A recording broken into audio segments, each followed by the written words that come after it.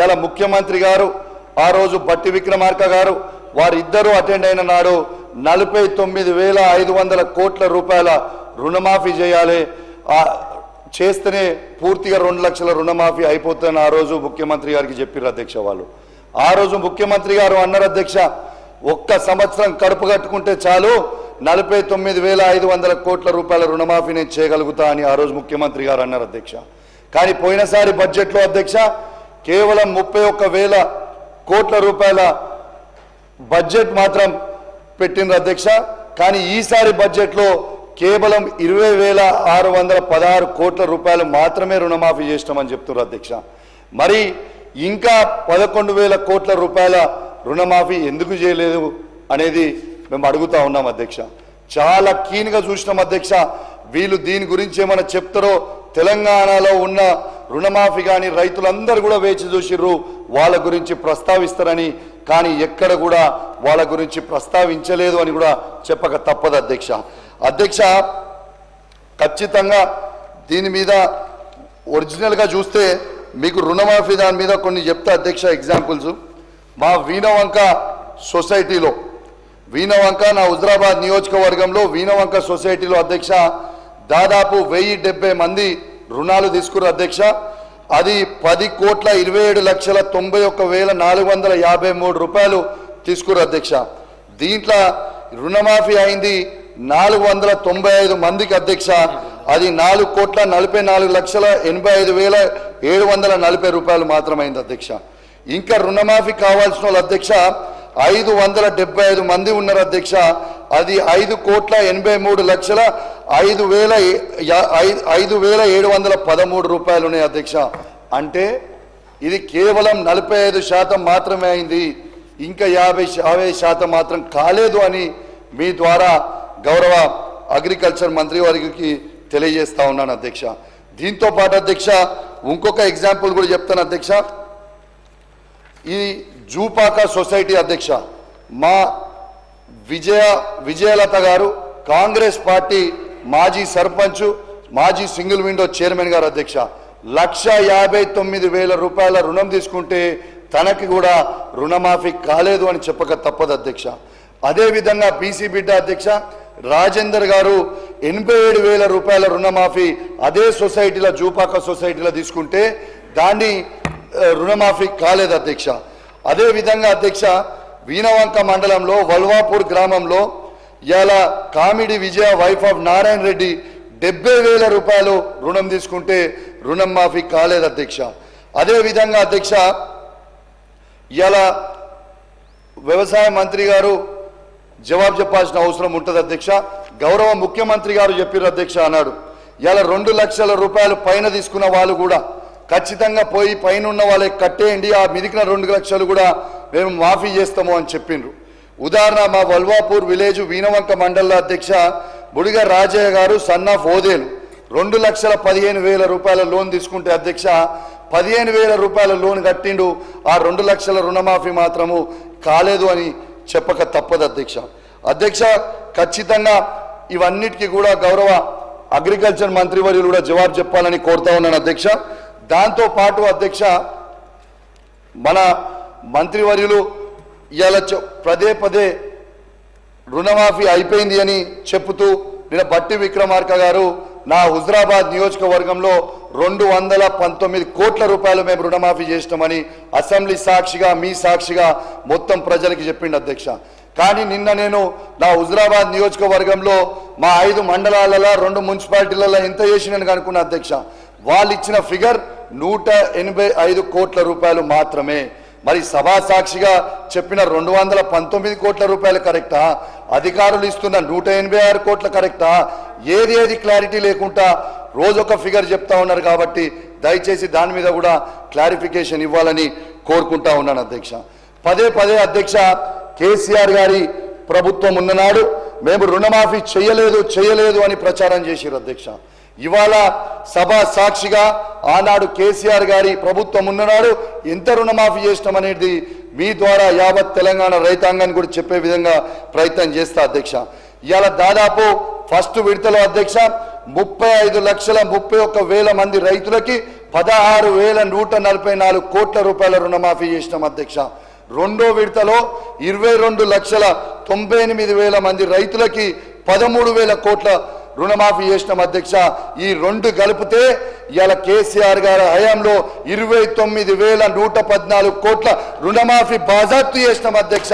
వీళ్ళు చెప్తున్న 20,616 కోట్ల కంటే మేము కేసీఆర్ గారి ప్రభుత్వం 29,000 కోట్ల 144 చేసిందని ఈ సభ సాక్షిగా నేను చెప్తా ఉన్నాను అధ్యక్ష. మీకేమైనా అభ్యంతరం ఉంటే గౌరవ మంత్రివర్యులు తర్వాత రిప్లైలో చెప్తారు, దాంట్లో మీరు ఇందాం. అధ్యక్ష, భారతదేశ చరిత్రలోనే ఒక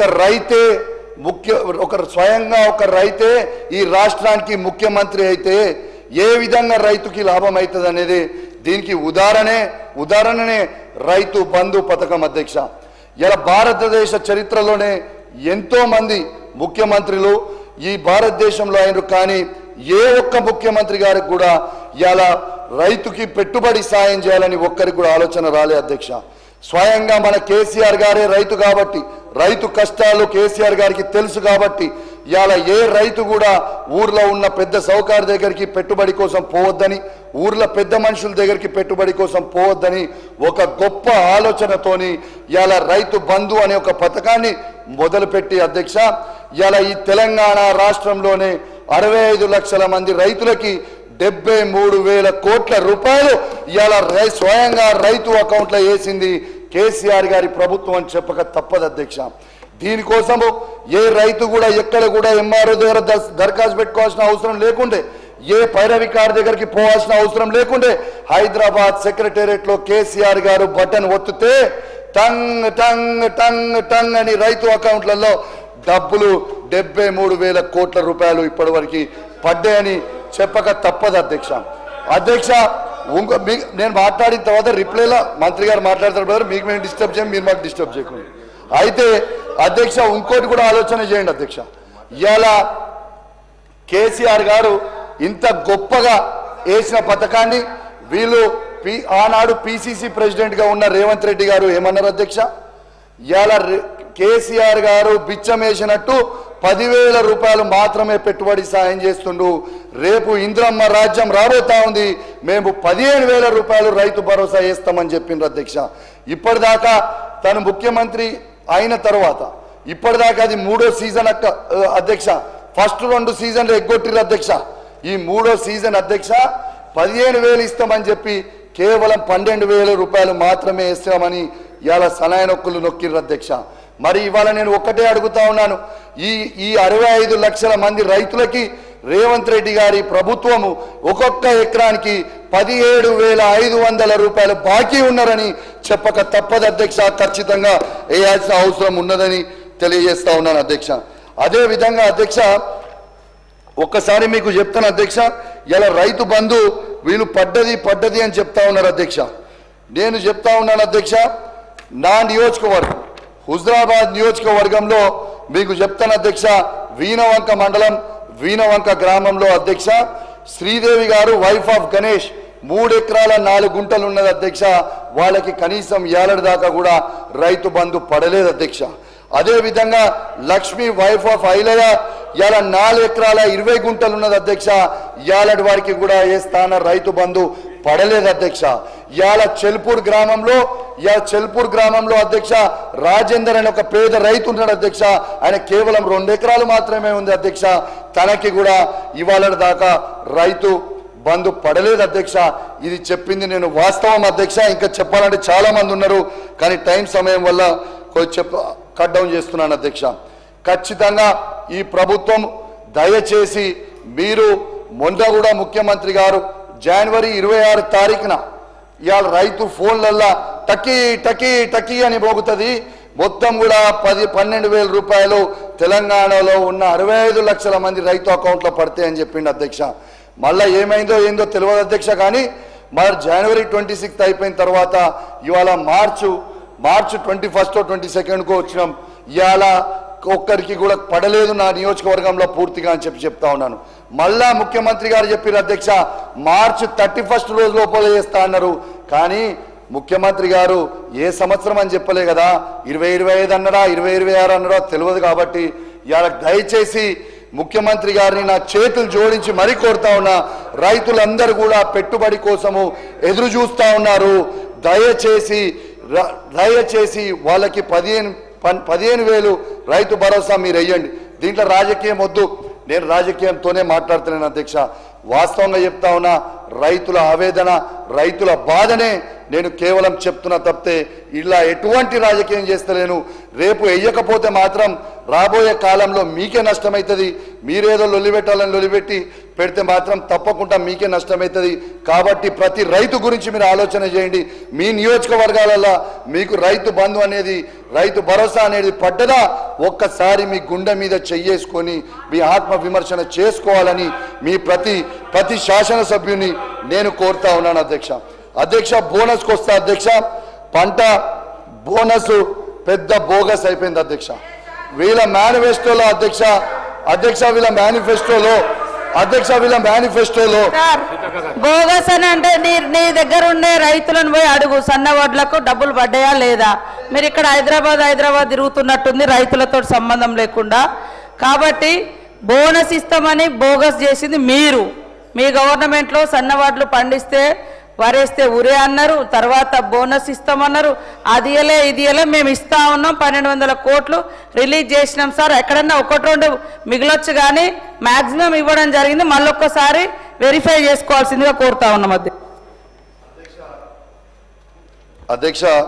గౌరవ మంత్రివర్యులు గారు ఈ మధ్య ఎక్కువ హైదరాబాద్ ఉంటున్నట్టురు, ములుగుపోతలేనట్టురు, వారికి కొంచెము సమాచారం లోపం ఉన్నట్టుంది అధ్యక్ష. ఇవాళ నేను అన్నది ఏంది అధ్యక్ష, ఇవాళ పంట బోనస్ పెద్ద బోగస్ అని ఎందుకు చెప్పిన అధ్యక్ష అంటే, వాళ్ళ మేనిఫెస్టోలో 10 రకాల పంటలకి మేము బోనస్ ఇస్తామని చెప్పారు అధ్యక్ష. మరి 10 పంటల రకాలకి ఎక్కడిచ్చిరు బోనస్? దొడ్డువాట్లకి మీరు బోనస్ ఇచ్చిండ్రా? మీరు చెప్పిన 10 రకాల వాళ్ళకి బోనస్ ఇచ్చిండ్రా? దీనికి జవాబు చెప్పాలని నేను కోరుతా ఉన్నాను అధ్యక్ష. చివరకు సన్నలకు మాత్రమే పరిమితమై చేసి సనాయ నొక్కులు నొక్కిరు తప్పితే అది కూడా పూర్తిగా ఇవ్వలేదు. నా హుజురాబాద్ నియోజకవర్గంలోనే ఎగ్జాంపుల్ చెప్తా ఉన్నాను అధ్యక్ష. ఇంకా పెండింగ్ బోనస్ రాక రైతులు చాలా ఇబ్బంది పడతా ఉన్నారు. దయచేసి ఇది రాజకీయ విమర్శ కానే కాదు, నాకు కింద రైతులు చెప్పింది మాత్రమే. వాళ్ళ గొంతుకగా నేను అసెంబ్లీలో మీకు చెప్తున్నా తప్పితే ఎవరిని విమర్శించడానికి కాదు, ప్రభుత్వాన్ని అసలే విమర్శించడానికి కాదు. నేను కేవలం ఏమైనా ఉంటే గిట్లా మీరు సరి చేసుకోండి అని మీ మంచికే చెప్తున్నా తప్పితే నేను మిమ్మల్ని విమర్శించడానికి కానే కాదు అని చెప్పి సందర్భంగా తెలియజేస్తా ఉన్నాను అధ్యక్ష. ఈ ఇంద్రమ్మ ఆత్మీయ భరోసా కింద రైతు కూలీలకి 12,000 చెల్లిస్తామన్నారు అధ్యక్ష. 12 మందికి